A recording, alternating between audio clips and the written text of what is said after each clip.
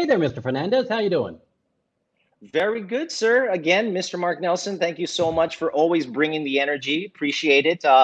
It's June, day 100 and whatever. If you're counting on your calendar, I think it's 102 on ours personally. Yeah. Yeah, sounds about right. And of course, June being halfway through the year, we just finished World Oceans Day. And of course, happy belated Father's Day to everybody. We do not apply for that one, but we do apply for this one. We are big fans of Happy Pride Month, which is still ongoing. Yes? Yes, yes, yes. And in line with that, just a quick teaser for later on in the show. We've got our good friend Dax Carnay back on the show for some Beki 101, the final session of that in honor of Pride Month, of course. And let's see if we do any better this time around, which I doubt. Oh, I know, I know. But you know what? I had so much fun doing that, and Dax was wonderful. He, of course, is coming to us live all the way from Melbourne, and so we appreciate him and his time. And I'm ready to tackle it. Are you, Beki All right. 101? I'm ready to. I'm going in head first with it. All right. All right. Oh wait, Awesome. that might have that might came out wrong. that might not have been the right thing to say. It went in right, but it came out wrong. Yeah, thank you. Jeez. All right, Mr. Nelson, you know what? We got a lot to tackle tonight. Now, of course, it's no secret. Our topic, of course, is self-love. This is a buzzword for the new age. It's a buzzword Yep. for the decade. And, truth be told, you and I, we are not experts at it. We're just like everyone else. We know it exists. We know it's out there, but we want to know more about it. So with that being said, Yes. we assembled a phenomenal panel of people who not only champion self-love, but they are the living embodiment of it. Now, the best part about it is they are living their best life, and they don't give a shit what you think about it. And you and I adore people like that. You bet. All right. Well, And I need to ask you, Ro, what do you think is self-love? I like that. I'm going to give you my personal. Oh, you know what? You preempted me. I'm gonna give you three definitions about it. One is the Merriam-Webster dictionary definition of self-love, and then I'll give the Urban Dictionary version of self-love, and then I'll give mine, and then that'll give you enough time to come up with yours. So here is the Merriam-Webster dictionary of self-love. This is an appreciation of one's own worth or virtue, to unconditionally spoil, value yourself, and accept your self-worth, putting yourself first so you can grow externally and internally for you. It's a value that shows and symbolizes how much you appreciate and accept who you are and not who you are told to be. That is the Merriam-Webster definition. And I'm going to go to the Urban Dictionary, if you don't mind, sir. Mm-hmm. Go ahead. And this is, where did it go? I had it down here. Oh, no, that was the Urban. Well, whilst you're looking for that, that was the Urban Dictionary. Okay. What's the Merriam-Webster dictionary, I believe, is the American dictionary, or the Urban Dictionary. The English one is a little bit more concise. The Oxford English Dictionary just calls it regard for one's own well-being and happiness. I love it. I love it. And to the point. Yeah, I like that. I like that. So, to your point, when you asked me earlier, what is mine? Plain and simple. If you're not hurting yourself, if you're not hurting others, if you're not hurting animals, and you just go ahead and do what needs to be done to make yourself feel better, you do you. That is my personal take on self-worth. And yes, that's a very good and honorable guiding moral principle for life, I think. And it's one that I've subscribed to for a long time as well. Don't hurt anyone, including yourself, both physically or emotionally. And I think that's what self-worth or self-love comes down to. I mean, if you'd asked a teenage version of me, I would have said self-love has something to do with, what I do behind closed doors with, like a magazine or nowadays an iPad. But I've matured since then. And you stopped doing that? Wow. I just don't call it self-love anymore.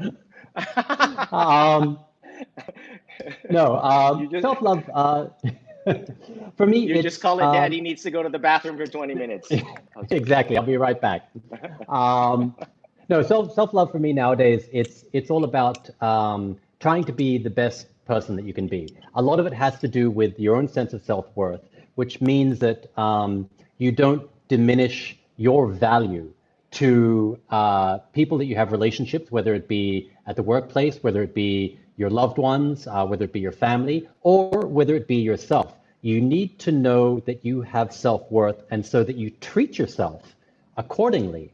For instance, if you're in a relationship and you take a lot of shit from your partner, that's because you have a low sense of self-worth.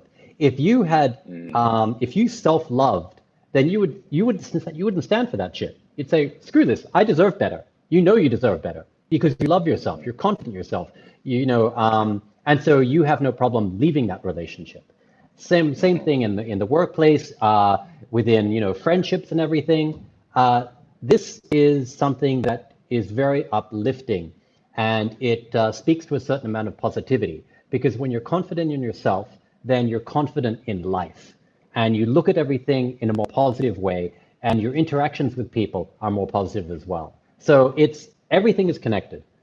So that's for me what this whole thing about self-love is, and it's also about self-improvement, because when you love yourself, you want to be the best version of yourself, and to do that, you need to take care of yourself, whether it be physical health, mental health, just general well-being, fitness, the whole lot. Hear, hear, Nelson. Well said, brother. I appreciate what you said, and that absolutely makes all the sense in the world. And if I can just add a little bit to that before we move on, we're all human. We really don't know how much we can take. The heart can take a lot, but if there's one thing I have learned recently, set boundaries for yourself. Set personal boundaries for yourself. That's it. That's all I can take. Because if you don't set personal boundaries, the heart can take a lot of pounding, but it doesn't deserve it. It really doesn't, and I'm going to leave it at that. So wonderful, wonderful message that you just said. But you know what, again, as mentioned before, we got a ton to tackle today. This is the first time we have not just 2 guests, not just 3, we have 4 amazing guests today. We're going to all squeeze this in within 7 hours. So get your comfy chair, everybody. I'm just kidding. This is not the Oscars, but we're just going to have a good time, and we're going to learn together. This is a topic that needs to be addressed. It is, like I said, it's a buzzword, and we're all going to be better for it after tonight's episode. So I'm excited to get started. You ready for the first guest? You bet. Fire away. Oh, my goodness. All right. She's an author, a beauty consultant, a speaker. Hello, TED Talks. Full-time slayer, and the hostess with the mostest, MC extraordinaire. Ladies and gentlemen, please help me in welcoming the absolutely stunning Miss Bianca Valerio. Is she even in the country? Can you see me? You're on the show? Hi, I'm on the show. Yay. Hey, guys. Hey.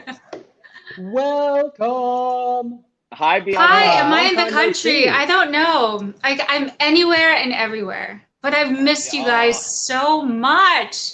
No, seriously, I've missed you guys so much. Super. I wore a bra today. That's how much I miss you guys. I decided, what? Self-love. Yeah, right? I decided I'm going to curl my hair a little bit, put some mascara on. Yeah. Oh, thank you. Thank you for fixing up the top half, because we know the bottom half is just in your duster or your totally. Or whatever. What is that anyway? Who cares, right? Yeah. Okay.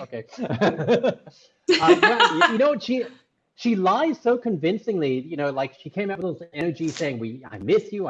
We know you don't, but it's so nice to hear someone say it with such conviction. Usually our guests just kind of mail it in. Oh yeah, I miss you, whatever. But yours sounded really convincing. Now speaking about that content that you put out, I've noticed you always look absolutely spectacular. You've always looked exceptionally presentable for as long as we've known you, and you haven't changed over over a decade that we've all known each other. How do you do it? I mean, and because we're talking about self-love, and part of self-love is being comfortable Right. and confident with the way you look, and you look exactly the same Yeah. age as you did the day I met you. Yes, No. exactly. Okay. On a serious note, my mom is, comes from a generation of people where they never leave the house without looking good, presentable, and all that. That has a lot to do with it. But at the same time, my late brother, he passed away like 3 years ago, and he is exactly like my mom. He finds that dressing well is a form of good manners. Now, in relation to me, I actually think that making time to do nice things for yourself is a form of self-love. It's a form of self-respect. When you look good, you feel good. And when you feel good, it manifests through all the other things that you do through your day, whether it be you become a better mother, a better sister, a better friend, all because you newly shaved your head, you newly brushed your teeth, or for me, I wore a bra. It's always the little things that add up to the big things. So we should never take those things for granted. So I mean, when you get a new haircut, you feel so like GGSS, gandang ganda sa sarili, right? Because you feel you're so invincible, all because of a damn haircut. So can you imagine if it starts with a haircut, imagine the things you could do that could stem to so much bigger. You know what? I'm sorry, well that was like a said. speech. Yeah. No, but it's Yeah. so true. I No. mean, the simple concept of having a bad hair day, like you actually refer your looks. It's like, oh, I'm having a bad hair day, and so you know that they feel down, and and Yeah, everything. you become so self-conscious, right? Exactly. But on the flip side, you have a good hair day, man, you're out to conquer the world. Right.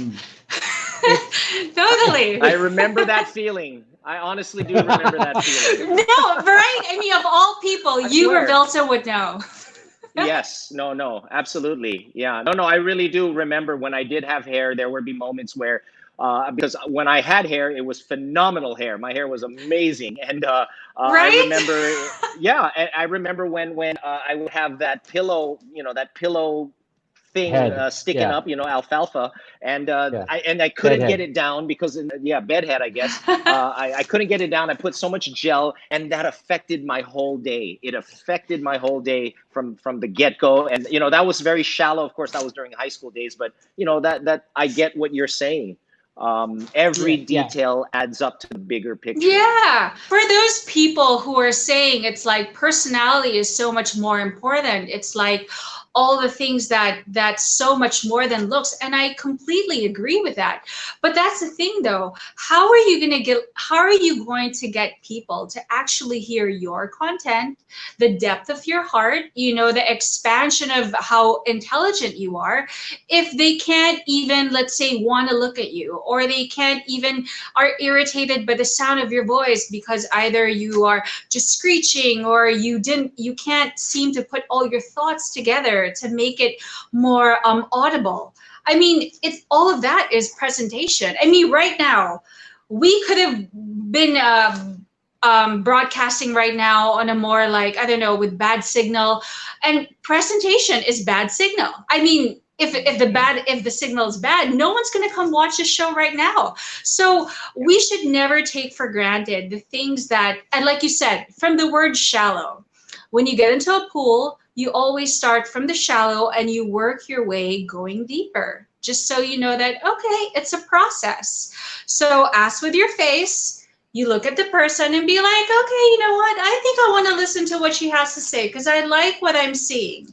Looks presentable, brushed her teeth, combed her hair. She looks like she gives a damn about things, So if you give a damn about your appearance, then you will probably lead to the conclusion that you actually care about certain things, whether it be politics, about religion, about the world, and not just yourself. Everything you're saying is just absolutely true and resonating and not shallow at all, and without even mentioning the use of any products. These are all ways of improving internally and getting that glow, because that is what you want, not the makeup, it's the internal glow. You got my vote. And of course, you know, a little self-care in the bathroom doesn't help either. I mean, you know, if we're being honest. It's a great way of you know, that's what I wanted It's a great way. Right. No, but apart from that, I mean, to the people watching right now, if you guys don't know, like, you know, I am very picky about like friends, because, you know, as you get older, you just want to streamline the people that you associate yourself with. But these two gentlemen right here, they are quality, very quality people. They are genuine human beings. And that's why I really wanted to do the show. It's because it's not even just sharing with you guys, but I wanted to get the energy from the both of you as well. And after the show, it'll affect me like the whole night, because I'm going to remember this and be like, you know what? I did something good. And I did something good because I was with two people who wanted to do something good, and it became so much greater. And that's a good thing. I am really such a proponent, or I really like to advocate a lot on mental health causes. So when I was invited to the show, I'm like, that's so me. And then, and knowing that we're just talking about makeup, I think it's just so important to know that your skin, or who you are and what reflects outside of you, is what you put inside of you, whether that be your food, whether that be the books that you read, the content that you read. That's why it's called social media feed, because the things that you feed yourself are not just food. It's also the things that you feed your mind, you feed your soul, you feed your subconscious, because you think you're just scrolling, you know, you're looking through your phone and you think, yeah, whatever, you know, you're not really thinking, but your subconscious, it never goes to sleep. Your conscious brain, yeah, it's aware. It's like, oh, I don't like that photo. Oh, I like this photo. But your subconscious, it's constantly working. So sometimes you're going through some content that you don't know could be harmful to you. Like I said, it's energy, right? When we post a photo, we are actually transmitting our own energy with that photo, because we do it with so much love or so much anger. I mean, when Mark, when you cook food, you love cooking, right? So you do it with so much passion, and you do it with all your heart. So when somebody actually tastes that dish, they actually feel that love that you put into that dish. And so, ladies and gentlemen, that goes the same for your social media. So you have to ask yourself, the people that you are following, are they feeding you the content that is nourishing you, not just from the outside, but from the inside? So it's so important. I think this pandemic is the most perfect time for us to actually like go through our email inbox and detox, like erase those emails that shouldn't be there anymore, or that thing that you said you swear you were going to read 5 years ago. Erase that. I was going to say shit, sorry. Erase that, you know, like streamline, like remove the layers so you feel lighter and you can accommodate new things into your life, right? I'm sorry, I didn't even answer the question. I just got carried away.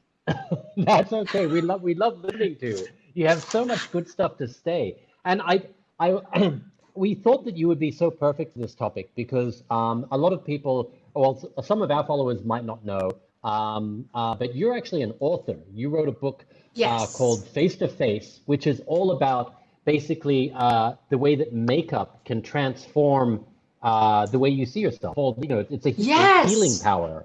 Yes, the healing power of makeup. Exactly. Now, this is a concept that is a little alien to a lot of people, because they're like, "What healing? How can makeup heal you?" You've touched on it a little bit, but do you want to delve in a little bit deeper and why you came out with this? Okay, so when I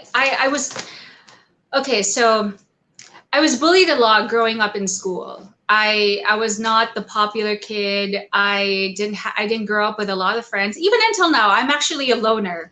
So I spend a lot of time alone. And the only friends that I had growing up were actually self-help books. Like, they were my friends. Like, there was actually a book that I read, my very first self-help book. It was a cartoon type of book, and the title was How to Make Friends. Like, literally, I had to read a book to teach me how to make friends. Yeah. So I promised myself, this was in high school, that one day I would like to write a self-help book to help people, because if these books were able to help me, it might help somebody else. And then fast forward to around 2010, I thought to myself, who the hell is going to believe me, some model, like, and write a self-help book and makeup artist, right? Like, who's going to believe her that she's writing a self-help book? What makes her the expert, right? So I had to come up with a way of writing a self-help book disguised as something relatable. And I thought of makeup.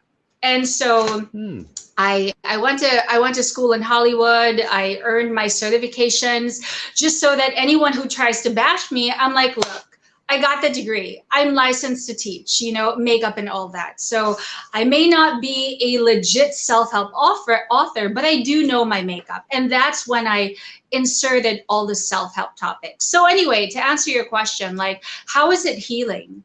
The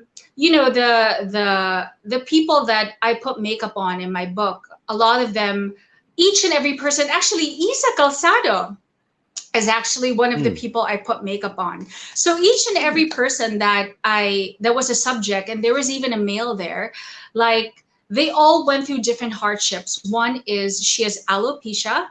So that's someone who just doesn't have any hair. And of course, as you would know, like, for especially for a girl, like, growing up, suddenly, like, her hair starts falling out, and she, it just zaps her confidence. Vilton, I'm not trying to, like, but you get it, right? I get it. Exactly. So, and then there was one who was trying so hard to get pregnant, and after 12 years, she finally got pregnant. There was one where her husband was constantly cheating on her, and she finally decided to leave him. There was one, she was always being bullied in school for having, kinky curly hair, and they would call her like Santo Niño. So basically, and of course with Iza Calzado, she was very obese. When I even saw photos, I'm like, what? This was you? Like, it was so impossible to believe.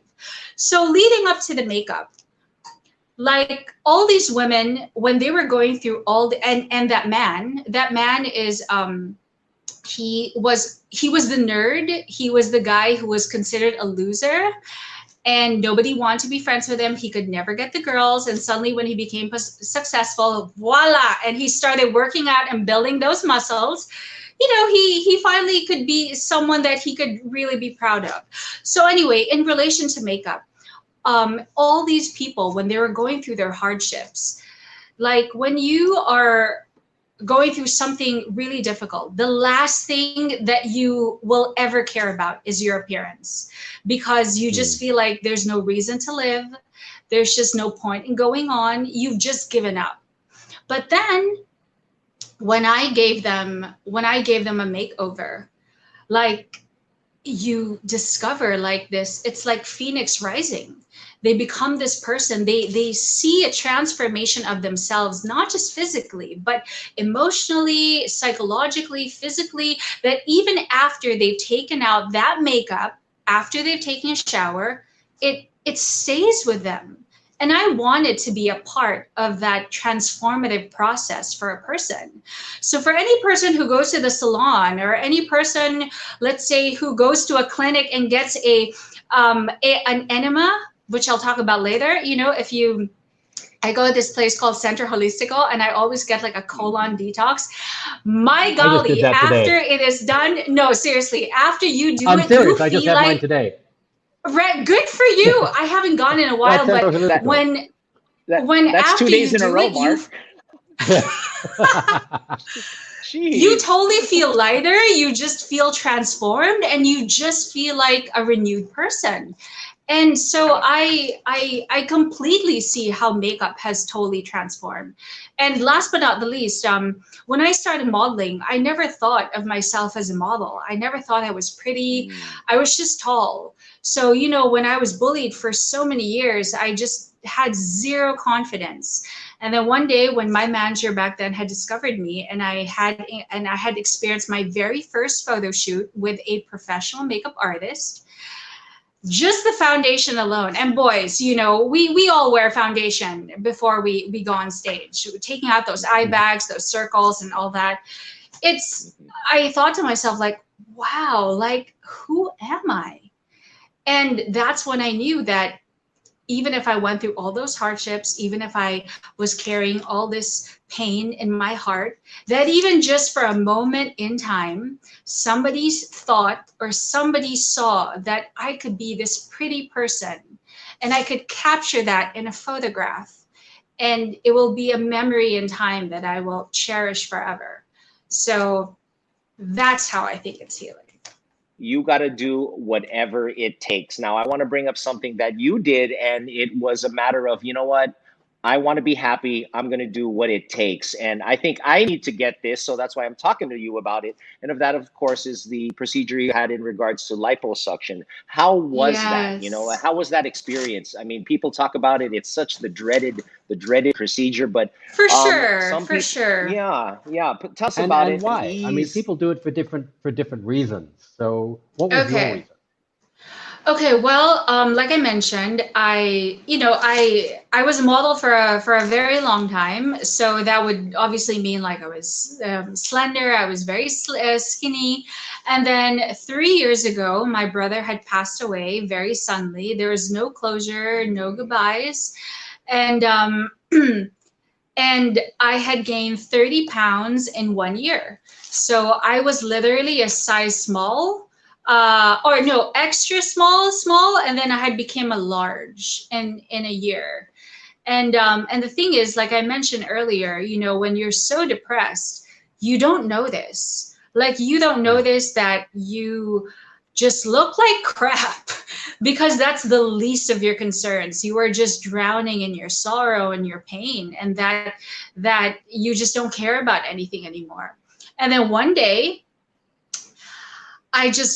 I started looking at my travel photos. Even when you look at your travel photos, because it's like depression or an emotion, any emotion, whether it be you're in love or you're happy or you're depressed, it's all a trance and it's all fleeting, right? So because you're in a trance, you don't really see the truth. So when I was seeing my photos, I was like, oh, that's so cute. Oh, look, I'm eating ice cream. Oh, look, I'm eating this. I'm eating mochi. And then one day you look like, ah, shit, I'm so fat. Why didn't anybody tell me? Like, nobody told me, right? And, but yeah, are you really gonna tell someone, yo, dude, you like got fat? But anyway, fast forward. Filipina titas will tell you. But I'm a loner, I told you, right? So I don't really hang out with a lot of people. So nobody told me that was up. But anyway, one day I just woke up and I realized, well, for one, I need to work and I need to fit into the gowns that designers lend me. And I can't tell them, oh, because, you know, my brother passed away and you're going to have to make me a bigger dress because, you know, I'm going through such a hard time. Honey, that is not their problem. Okay, you are your problem. So I decided to take the plunge, of course, after a lot of research. My whole story, actually, you can find it on YouTube, and it's a before and after journey. But basically, I thought to myself, should I admit this to people? Because this is huge. You know, like, this is like really embarrassing. It's like, wow, you took narcissism and vanity to like the next level, right? But I also thought to myself, you know what? I had shared my journey of my depression on social media because I wanted people to know that celebrities are normal people, that they're just like you and me, that we have our own issues, and that social media is just the highlights, you know, it's just a filter. And I just wanted to let people know that they weren't alone. And I thought if there was one thing to really let people know that I am not perfect, it would be this. So I believe I'm the first person in history with the clinic that I'm tied with, to do this, to share my journey. And I'm not ashamed. It's not even so much because I want to be sexy, but it's kind of like I want to get my old self back. you know, and I don't think there's anything wrong with that. And I mean, I admit I worked out and I'm like, yo, dude, this is going to take forever. I was eating well. I'm like, this is going to take forever. And then you know what? I just got a little bit of help. And at the same time, it was honestly, if I never got fat, I would never have realized it's probably one of the best things I've ever done in my life, because now I'm even more determined to work out, to eat healthy and take care of myself, because I want to maintain it. Because the liposuction already gave me a head start. It's like, look, this is how amazing you can look. Do you want to ruin that? Do you want to go back to your emotional eating? Do you want to go back to just slacking on the couch? No, I don't. It made me more self-aware. And in a way, it made me love myself more, if that even makes sense. Because I'm now accountable for my actions. Yeah, and so I love it. No shame. And then added to that, I started going to this clinic, Centro Holistico. You guys go to this clinic as well. So I am such a believer in holistic health. I've always believed that the body is the most advanced machine there is in the universe. God created it. It was designed to help heal itself. So before we try to put all these unnatural chemical ingredients into our body that we think we need to get better, why don't we give ourselves the chance to do it as well? Or we can do it in a more natural way. One of the things that I would like to say helped me with my depression or manage my stress, especially when I would feel triggered in the sense where sometimes I would see some of my brother's old stuff and suddenly I'd want to cry. And then the only thing I can think of, my coping mechanism, was to eat. Here's something that you guys need to understand. Like, if you are emotionally eating, if you are having like an eating disorder, your enemy is not food. It's not food. It's just a symbol. It is just circumstantial that is your trauma risk, that is your coping mechanism. Because it could be gambling, it could be cigarettes, it could be alcohol, it could be sex, it could be anything. So a lot of people think, oh, you know, like I need to eat more, I need to eat less because, you know, I have this eating disorder, I'm emotionally eating, or I'm emotionally starving myself. No, it's not. So I think you really have to understand, like, how do I manage my stress? And I realized that it was through eating, at least at that time. And when I started going to Centro Holistico, since I now know it was triggered by stress, I tried, oh my God, what's it called again? Acupuncture. Acupuncture. I had never tried it in my life. And because of it, you know, they're not inserting like any chemicals in my body. They weren't like cutting me up. Okay, liposuction cuts you up, but you know, I mean, it wasn't anything that was so drastic. And what it does is, when I tried to do my research, it just balances the chi energy in your body. And so that when you are stressed, which is an energy, which is a bad type of energy, you kind of want to manage that with something more soothing to balance it out. And so that really helped me. And then at the same time, gut health. Everybody, if there's one life advice that I can share with you guys, get a coffee enema. Do it. It is the most awkward, uncomfortable, weird feeling that there's a person who is helping getting shit out of your body. But by God, you gotta do it. You gotta try it one time in your life. And it is really like this release of like everything. Well, in line Bianca with that, Valerio. Yeah. I'm so sorry. I've just like talked myself out. Yeah. No. Actually, you've introed it beautifully, because we actually have one of the doctors from Centro Holistico coming up next, and we've got her in the waiting room, so we're gonna have to get over to her. But we want to thank you, Bianca. You have given so many insights into self-love that I think a lot of people, including ourselves, hadn't really thought through to the degree that you have. And so I think it's very important that yeah, obviously your appearances have a lot to do with how you feel about yourself and your confidence. And you are definitely a very, very confident person and a beautiful person on the inside and out. We want to thank you so much for Thank coming you on the show. guys. As expected, she was Wow. phenomenal. Yeah, unbelievable. That woman dropped some serious wisdom bombs. Yeah, I definitely And need not to just get the from the colon cleanse. Oh yes, and her parting words, of course, were everybody, if you want to live life, get a coffee cleanse, and we back that up actually 100%. All right, again, Yes. as mentioned before, the amazing MC extraordinaire Bianca Valerio helped segue us into our next guest, and let's get straight into it. This is she's a practitioner of Eastern philosophies of healing and wellness, and of course, the resident acupuncturist extraordinaire at Centro Holistico. Please help us in welcoming Dr. Issa Domingo. Got to add the MD afterwards. Hello, Doc Issa. Hi. Hello, there she is. Hi. Howdy. Hello. I have your truth serum. Yes, truth serum. Cheers to you, everybody. Clink. Yeah, that's why I'm drinking tea. Yeah, Mark, it's tequila. I know. Believe him. Now, speaking of all this, we're talking, of course, about Eastern medicine, alternative medicines, an alternative lifestyle approach to health, both physical, mental, and self-love. Now, I know that you're also you kind of cross the border because you're an MD, you've got a medical degree, and yet you practice Eastern medicine. Is that correct? Pretty much, yeah. Medical acupuncture, and I also studied anti-aging medicine in Australia.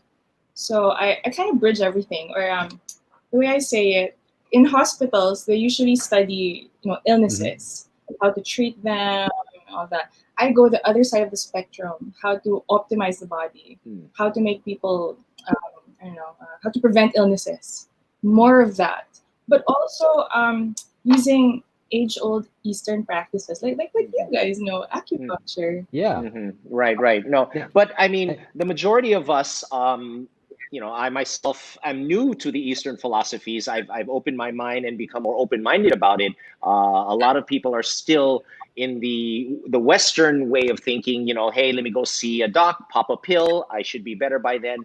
I don't want to say one is better than the other, but tell us the difference, the defining difference between Western medicine and Eastern medicine.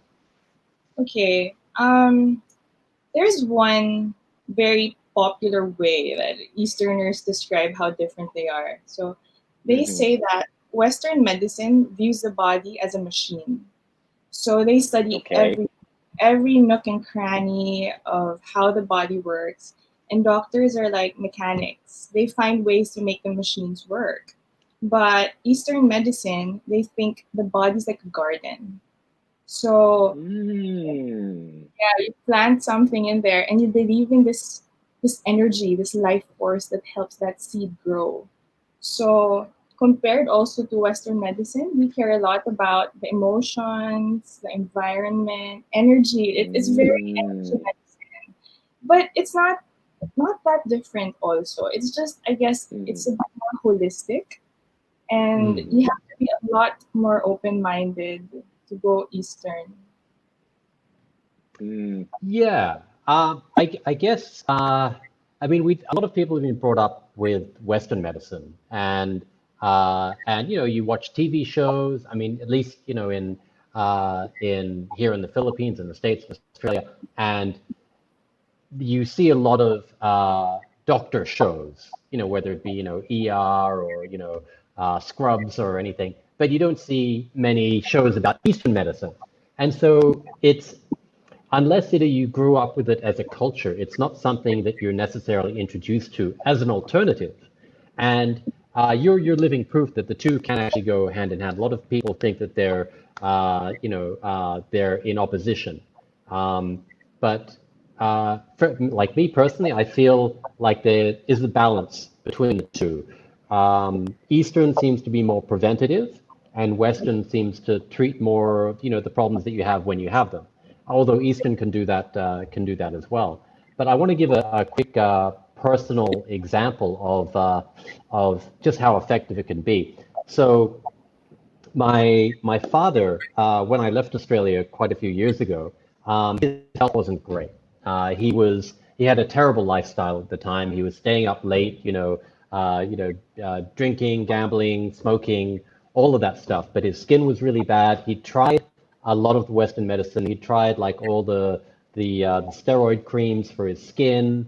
He was having asthma. He was getting allergies to everything, and he'd gone the whole gamut of different things, and actually even a certain amount of Eastern medicine as well. The different medicines that were stink like hell, and or just boiling on the stove. And that's when I left Australia to travel the world, and I was like, I hope you get better, kind of thing, Dad. I didn't see him for 5 years. I went back to Australia 5 years later because I was busy backpacking around the world, and he looked better, younger, and healthier than I had seen him in the last 15 years. And he credited to doing qigong, which is breathing exercises, which is very Eastern medicine or Eastern philosophy, and it's all got to do with your qi, your energy, and breathing to control and open channels and everything. And it completely cleaned it, and in line with self-love, because he found that and it healed him. Then he started taking better care of himself, and so that changed his life and his lifestyle completely. And so now he's a qigong sifu, 20 years later. I know, and I was surprised when you told me that. Like he makes you do those exercises. It's insane, but it's the same thing with acupuncture. We're fixing that energy in your body. So I guess that's the main difference. You believe in this life force, and you feel it. Right? Like when you're down, when you're happy, there's just something there. Or when you're, I don't know, if people meditate, there's just this power that you can't understand. In Eastern medicine, it's very real. They call it qi, like what you do in qigong. Yeah. It's also what I regulate when I do acupuncture on you guys. There's a way of reading your qi, and it's also related to what Bianca was saying earlier. When you're happy, there's this glow, or there's just something about the person. That's the qi. And if you study Eastern ways, they don't talk about it vaguely. They have like medical books on it. It's an actual substance that they care about. Yeah.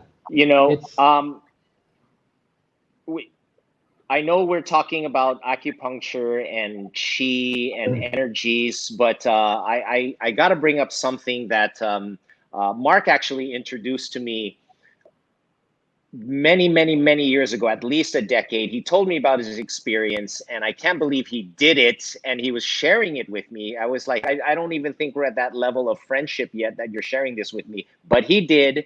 And I said, I don't know why he shared that with me, because I'll never do that again. I'll never do that. What I'm talking about, of course, is getting a colon cleanse. I know, like I said, we're 2 steps forward, but I'm bringing it 5 steps back, because as Bianca Valerio mentioned earlier, health and wellness is emanating from the gut. In my research, I'm all about gut health now. You know what I'm saying? Because I have a lot of it. And, healing myself internally started with the colon cleanse. I finally got my first one last year. So that means I had 46 years of gunk lining in my system, So when I finally had it done, I mean, what I experienced is another movie in itself. But let me tell you the after effects. I felt that's a horror movie. Yeah, it was a horror movie. Oh God. What I felt after completing it was just, it was a spiritual experience. I hate to say it. I felt lighter, not just physically, but I felt lighter emotionally and just cleaner. I literally felt cleaner, because I probably was clean. But I know that's not your department, but I know your clinic, Central Holistical, talks about it. And I'm really big on gut health. Can you expound more on it and why it's important? You know, it's funny you bring that up because I think I told you guys this. Like, I studied Eastern medicine in this convent run by Chinese nuns, and I'm still finishing it. It's like a master's degree. It's very comprehensive in Eastern medicine. And just, I think it was just last week, one of our lessons, because we still have online classes, one of our teachers told us that, well, first of all, in Eastern medicine, they divide organs by yin or yang. Okay, yin organs are your solid organs, like the lungs, the heart, the liver, those things. Okay, but you also have other organs. They're called the yang organs. They're hollow. Okay, things are meant to pass through them, so they're healthy when they're not filled. Okay, so your colon is a yang organ. It's supposed, things are just supposed to pass through it, right? They're not supposed to stagnate in there. But because of our diets nowadays, we don't have that much roughage. We don't have fibers in our diets. You know, it's the modern diet is not healthy. We all know that by fact. So things get stuck in there. So I know exactly what you're saying. So I had my first colon cleanse last year, and it was like, oh, what is this? Right? I saw God. I was like, what? And you feel so light after. Right? Yes. And yes. Yeah. And I was listening to what Bianca was saying. Everything is energy. So imagine that stagnant energy inside of you. Yes. So that hollow. Yes. It's like a house, a messy house, right? It kills you. It kills your vibe, right? Yeah.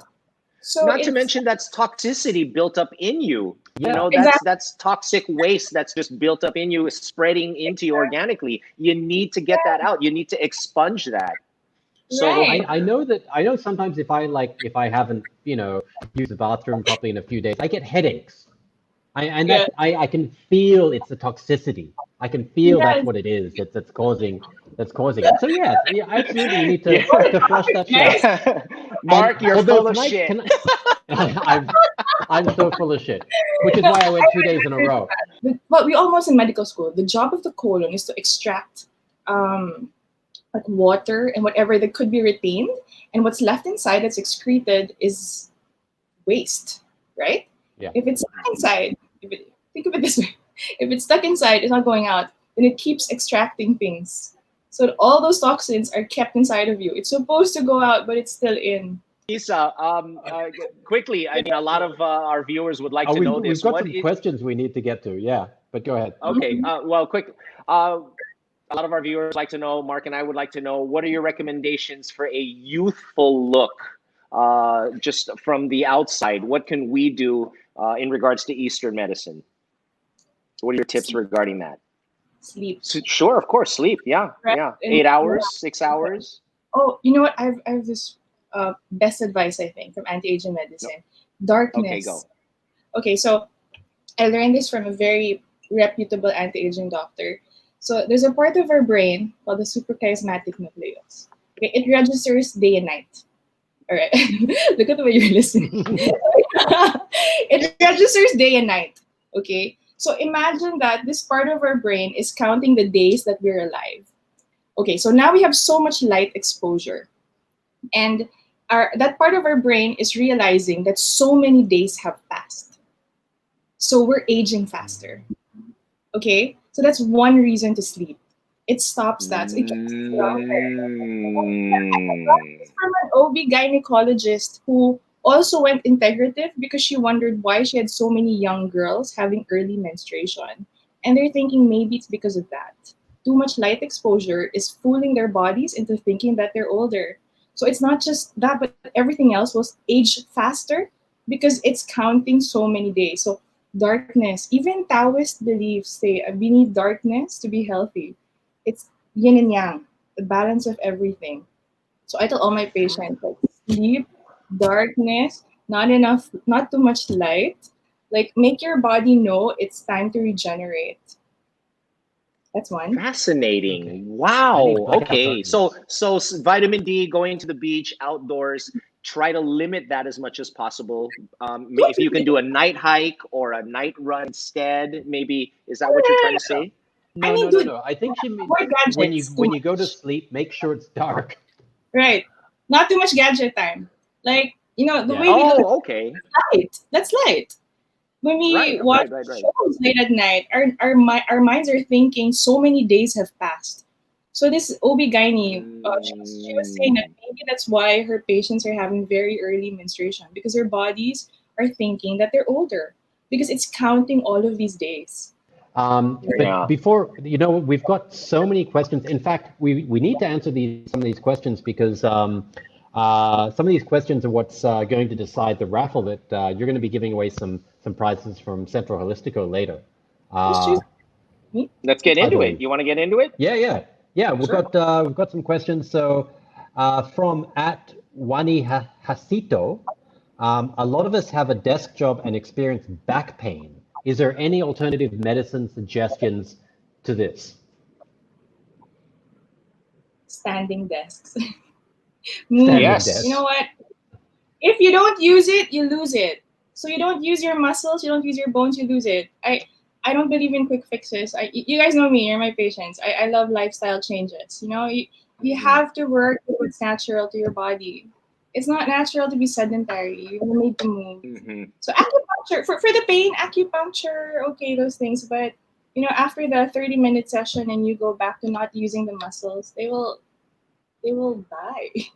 If you have to sit all day, sit on the Pilates ball, or at least a stool. Don't lean back. Just move around. I get asked that a lot, and I'm like, yeah, we were made to move. We're not made to sit all day. All right, so let me go to the next question. This is from Kimmy Ni. He or she is interested in IV drip. What's in it, and how does it help your health and body? There's a lot of things in it, and it depends what you're getting. They're different cocktails, but maybe we can just say that supplements in general, they compensate for what we don't get in our food. So they say that our food right now is not as healthy as what it used to be. When food grew in the wild, in soil, it got all these minerals, all these vitamins, it got natural sunlight. In living soil. Exactly. So all those minerals transfer to the food, and you eat the food, and you use all those things. And it's hard to talk about every supplement, but let's just say they're catalysts. They help your body run better, run faster. It helps the body function. Okay, so that's it. Patients who talk to me, I don't hard sell supplements saying you have to take this to cure this. You have to be wary of those things also, because supplements for me, they really replace what we don't have in our food because of modern times. So I get it. I recommend it, because the truth is our diets aren't healthy and we have to compensate. But I actually ask patients, like, if you can fix your diet, eat organic, make sure you have good sources, then don't do it. But if you won't need it. Yeah, but it's a little tough nowadays. A lot of us are depleted in micronutrients because food is grown in laboratories. They don't have what soil gives them. So that's my take on supplements. All right. Say no to GMOs. Let's go to our last question. This is coming from Life of Mita. What's the safest way to transition to alternative medicine from traditional medicine? Great question. Depends on what you're going into. Right? It's pretty vague. I'm not sure how to answer that. But, the best treatment is the one that the patient will do. So you have to want to do it first. Like, are you open to it? If maybe, let's say, I'll recommend acupuncture and you stop your medications, I'm like, will you commit to the lifestyle? Will you commit to changing everything? So I think it would be safe if someone tests their willpower first and how open they are to it. I do with some patients, I never make them stop. I always, it's always complimentary. I guess I see some patients who still see their traditional doctors, people in hospitals. So I make them stop it if they have to. I actually have a patient right now who has a thyroid problem, and we're getting it with acupuncture to a point where she doesn't need medication, but it's always gradual. Like, just don't go cold turkey, and something that you think you can commit to, because Eastern medicine has a lot of commitment. It's really changing your lifestyle for it. So, is there anything else you'd like to tell our viewers about the benefits of Eastern medicine as far as self-love goes? Maybe it's just nice to recognize that there's an energy inside of you that works, a life force inside of you. And Eastern medicine is all about that, like your dad's qigong, acupuncture, herbs. So instead of just seeing the body, right now everyone's into plants. Imagine that you're also a house plant. You also have this life inside of you that you cultivate. You plant all these seeds and you fertilize things, you give it sun, water, all the natural stuff, and you have to work with this life force and make sure you're also a healthy husband. Okay, in line with that, I want to share something with you guys. I've demonstrated this to a Wilson before. There is a way for you at home for you to feel your own chi. I mean, everyone talks about, you're like, okay, what is this energy thing? But you can actually feel your own chi. And there's a very simple way of doing it. You just put your hands together like that. You rub it so it's a little bit warm. All right. And then you just slowly pull them apart. Now you'll feel a little bit of a tingling. And now if you just start rotating your hands like this, close your eyes, rotate them a bit like this, and it'll feel like two magnets are pushing the palms away from each other. It's slight magnetism. That, ladies and gentlemen, is your chi. Once you get the hang of it, you can do it even without rubbing your hands. You can just put your hands together and you'll be able to feel your chi. And there are certain angles where it'll feel a little bit stronger and it pushes your hands away further. Now, every living thing has chi. So if you go up to, as Issa mentioned, plants, and you'll get to a point where you can feel the chi of a plant. You can feel the chi of a tree. You can even see it sometimes. I can't see auras. My mother can a little bit, but me. At night. Sorry? In the evening, it's easier to see it. I'll show you. I'll teach you next time. Goody. But yeah, ladies and gentlemen, you can feel your own chi. That is literally your energy, and you'll feel that when you do things good for your body, if you do some meditation or something, you'll feel that the chi is actually a little bit stronger. It'll expand. And it's just, it's the same with your aura. So that's, a little trick for you guys. Excellent life hack, Mr. Nelson. Thank you for teaching us how to find and locate Karen. Cheers to that. Yeah, taught my good friend Karen Rayner from Mandala Spa. Nice. Excellent life hack, Mark. Thank you so much. And of course, Dr. Issa Domingo, thank you so much for imparting your wisdom upon us as well. If there's one takeaway from all of this, ladies and gentlemen, join the dark side. All right, we're going to have you again. We know that. We'll see you probably next week. Mark's going to get his third enema this week as well. Doc Issa, thank you. We love you. We'll see you soon. Bye. Bye. Bye.